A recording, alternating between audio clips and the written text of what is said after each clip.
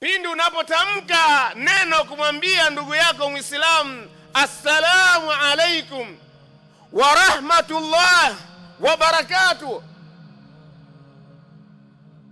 unaiishi hii salamu kwa huyo ambaye umemtolea hiyo salamu? Ambi mujarradi tahiyya, au imekuwa ni sehemu ya kusalimia tu adi, kuwa ni jambo limezoeleka, Waislamu watakutana, watasalimiana, watapeana mikono. Baada ya hapo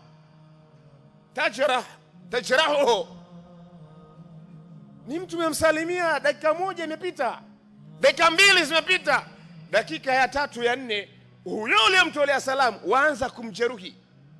Laisa sifati lilmuslimin alladhina qamu biiman haqqa aliman, sio sifa ya Muislamu ambaye tayari amesifika na sifa ya iman, ukweli wa iman.